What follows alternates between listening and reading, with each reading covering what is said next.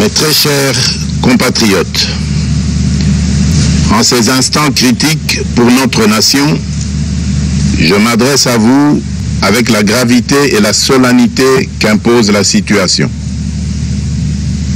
L'Est de notre pays, en particulier les provinces du Nord Kivu, du Sud Kivu et de l'Ituri, fait face à une aggravation sans précédent de la situation sécuritaire. Les forces de défense du Rwanda, en soutien de leurs marionnettes du M23, poursuivent leur entreprise terroriste sur notre territoire, semant la terreur et la désolation parmi nos populations. Je partage avec vous la douleur et l'indignation face à ces attaques barbares. Ces actes ne sont pas seulement une attaque contre la République, mais une offense à l'histoire et à la dignité de notre peuple.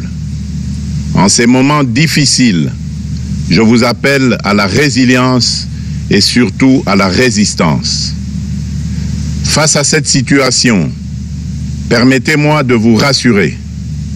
Une riposte vigoureuse et coordonnée contre ces terroristes et leurs parrains est en cours.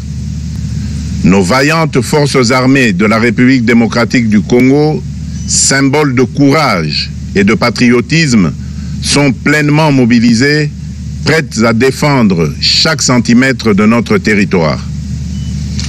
J'ai personnellement convoqué et présidé des réunions de crise avec une équipe restreinte du gouvernement, le haut commandement militaire ainsi qu'une réunion interinstitutionnelle afin d'évaluer les récents développements de la situation et de lever les options pour repousser les agresseurs et reconquérir chaque parcelle de notre territoire. À cet effet, j'ai nommé ce 28 janvier le général-major Évariste Somo Kakule au poste de gouverneur militaire du Nord Kivu pour renforcer la coordination des opérations militaires et restaurer l'autorité de l'État. Parallèlement, nous avons engagé d'importantes démarches diplomatiques, notamment au sein du Conseil de sécurité des Nations Unies, ainsi que dans le cadre du processus de paix de Luanda, auquel nous restons pleinement engagés malgré les obstacles. Nous privilégions la voie du dialogue, mais toujours avec lucidité, tout en restant fermement résolus à défendre notre territoire et notre souveraineté par tous les moyens nécessaires. Mais ce combat n'est pas seulement celui des FARDC. C'est le combat de tout un peuple, le combat de notre identité congolaise, afin de léguer aux générations futures un pays prospère et en paix.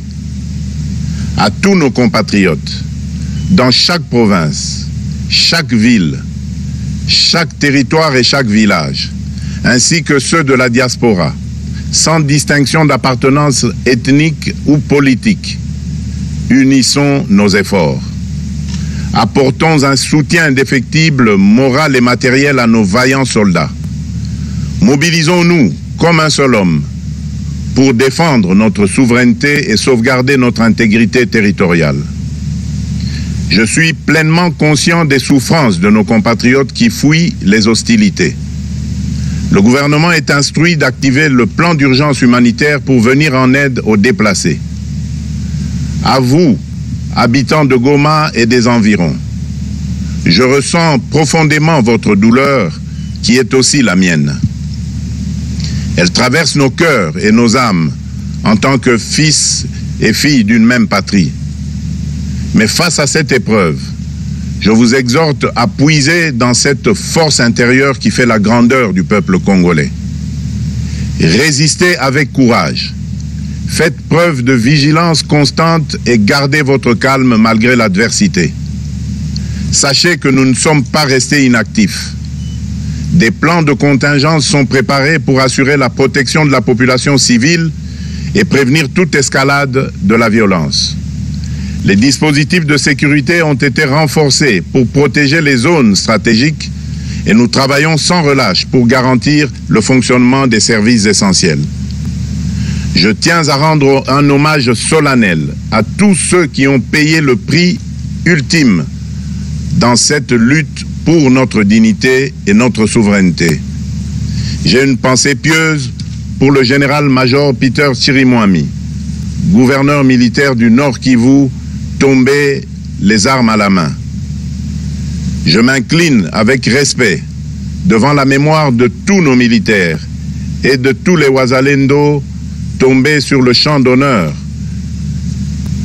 Je pense aussi aux soldats de la mission de la communauté de développement d'Afrique australe, la SAMI DRC, qui combattent à nos côtés aux casques bleus de la MONUSCO, qui ont sacrifié leur vie pour la paix, ainsi que aux innombrables civils victimes de la barbarie ennemie.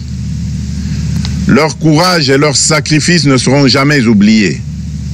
Et nous portons leur flambeau avec la ferme détermination d'achever leur noble combat. Je voudrais ici interpeller directement la communauté internationale et l'Union africaine. Le Rwanda continue de violer ouvertement et sans scrupule les principes fondamentaux de la Charte des Nations Unies ainsi que les accords régionaux. Pire, ces agissements se déroulent dans une impunité totale et ce, avec un mépris manifeste des règles internationales et des valeurs que ces institutions sont censées défendre. Cette attitude arrogante, qui ne cherche même plus à masquer ses forfaits, est une provocation inacceptable à l'égard de notre souveraineté et de la stabilité régionale. La présence de milliers de soldats rwandais sur notre sol, leur soutien politique, logistique et militaire à leur pantin du M23, ainsi que leur implication dans l'exploitation illégale de nos ressources naturelles, nous conduisent tout droit à une escalade aux conséquences imprévisibles, mettant en danger toute la région des Grands Lacs. Votre silence et votre inaction face à la barbarie du régime de Kigali et aux atrocités perpétrées par ces supplétifs sur notre territoire constituent un affront non seulement à la République démocratique du Congo, mais également aux valeurs universelles de justice et de paix. Le peuple congolais prend acte de cette passivité qui frôle la complicité. Soyez sûrs d'une chose, la République démocratique du Congo ne se laissera pas humilier ni écraser. Nous nous battrons et nous triompherons. Congolaises et Congolais, l'heure est certainement grave, mais notre détermination est encore plus inébranlable. Ce moment critique nous offre l'opportunité de montrer au monde ce qui fait notre force, c'est-à-dire notre unité sans laquelle tous nos efforts seraient vains. Je vous appelle à être vigilants, mais à ne pas céder à la haine, aux divisions ou à la violence. Je condamne avec la plus grande fermeté les actes de vandalisme et de pillage qui ont visé certaines missions diplomatiques accréditées en République démocratique du Congo, ainsi que des intérêts privés dans la ville de Kinshasa. Ces comportements irresponsables dénaturent l'expression saine de notre colère face à l'agression barbare nous imposée et jettent une ombre sur les manifestations pacifiques de soutien à nos vaillantes forces armées qui luttent avec courage et abnégation pour défendre notre souveraineté. Notre engagement doit rester ferme et discipliné. Nous gagnerons cette guerre par notre unité, notre courage et notre sens de responsabilité, et non par la violence aveugle et par l'anarchie. Cette victoire ne sera possible que si chaque Congolais, où qu'il soit, prend toute la mesure du combat qui est le nôtre. J'appelle donc la nation entière, hommes et femmes, jeunes et vieux, acteurs politiques, opérateurs économiques, membres de la société civile, confessions religieuses, artistes et sportifs à se mobiliser, à faire bloc derrière nos vaillantes forces armées et à contribuer chacun à son niveau à l'effort de guerre. J'ai instruit le gouvernement de mettre en place des mesures rigoureuses de réduction du train de vie des institutions et de leurs animateurs afin que les ressources ainsi économisées soient directement réorientées vers le soutien à nos forces armées. Dans cet effort national, j'en appelle également à la responsabilité du secteur privé qui est invité à contribuer activement à cette cause commune. Nos soldats se battent avec héroïsme pour la défense de notre intégrité territoriale et de notre souveraineté. Ils ont besoin de notre soutien total, qu'il soit moral, matériel ou logistique. À la jeunesse congolaise, pilier et espoir de notre nation, je vous exhorte à répondre massivement à l'appel de la patrie. Le moment est venu de vous lever, de mettre votre énergie et votre créativité au service de la nation. Nous devons renforcer nos rangs et chaque jeune Congolais prêt à défendre son pays a une place au sein de nos forces armées. Enrôlez-vous massivement dans l'armée. Vous êtes le fer de lance de notre projet et votre mobilisation est déterminante pour la victoire finale. Aux braves populations du Nord Kivu, du Sud Kivu et de l'Ituri, vous êtes le symbole de la résilience congolaise, une source d'inspiration pour toute la nation. Vous n'êtes pas seuls dans cette épreuve.